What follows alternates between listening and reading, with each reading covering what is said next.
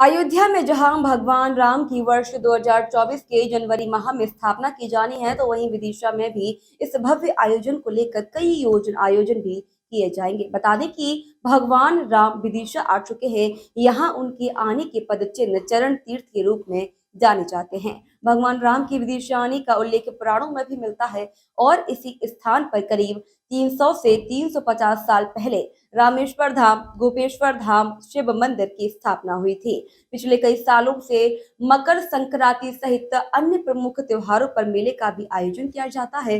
रामेश्वर धाम, गुप्तेश्वर धाम मंदिर के पुजारी और प्रांतीय पुजारी महासभा के प्रदेश अध्यक्ष पंडित संजय पुरोहित बताते हैं कि भगवान राम अपने 11,000 साल के जीवन काल में 2 बार विदिशा आए थे। प्रथम बार जब माता सीता की खोज में भगवान राम और लक्ष्मण दक्षिण दिशा की ओर जा रहे थे, तब उनका आगमन हुआ था और चरण तीर्थ वहीं पर रुके थे।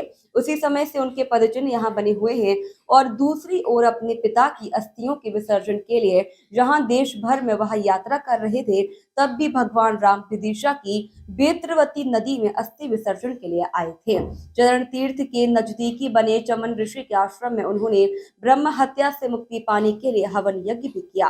पंडित संजय पुरोहित बताते हैं कि जिस वक्त अयोध्या में भगवान रामलला की स्थापना होगी, विदिशा में भी भव्य आयोजन होंगे। मेरा नाम संजय पुरोहित है। मैं मध्य प्रदेश प्रांतीय पुजारी महासभा का अध्यक्ष और चरण तीर्थ ये मंदिर जो रामेश्वर गोपेश्वर हैं, इनका मैं पुजारी हूँ। भगवान श्री राम अपने पूरे जीवन काल में 2 बार विदिशा पधारे और पुष्कर जाते हुए यहाँ उन्होंने बैत्रवती में स्नान करके अपने पिता का श्राद्ध मार्कंडेय ऋषि की आज्ञा से किया था। तब भगवान श्री राम यहाँ आए।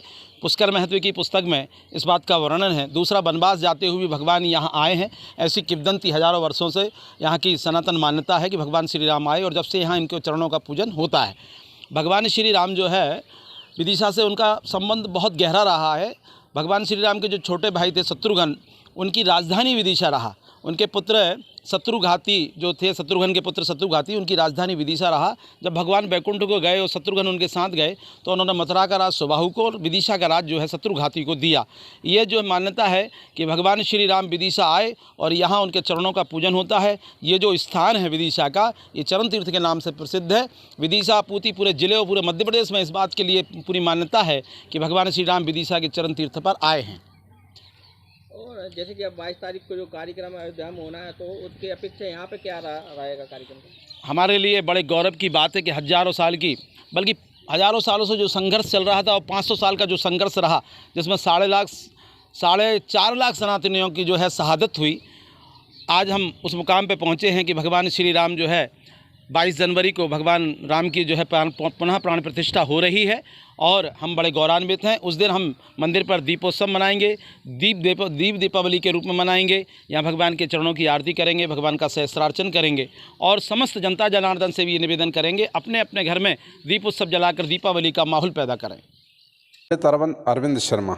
वनवासी राम लक्ष्मण सीता जी की खोज में निकले थे। तब सीता जी रावण हरण कर ले गया था। उस समय है ना, राम जी सीता जी की खोज में निकले थे, तो वहाँ से निकल के आए तो चरण तीर्थ उनके चरण चिन्हित हैं और मार्कंडेय ऋषि और चमन ऋषि से जो मिले हुए हैं और यहाँ आके उनने निवास किया है। उस समय की जो मूर्तियाँ हमारी 10वीं पीढ़ी जा रही है, पीढ़ी दर पीढ़ी हम पूजा करते चले आ रहे हैं।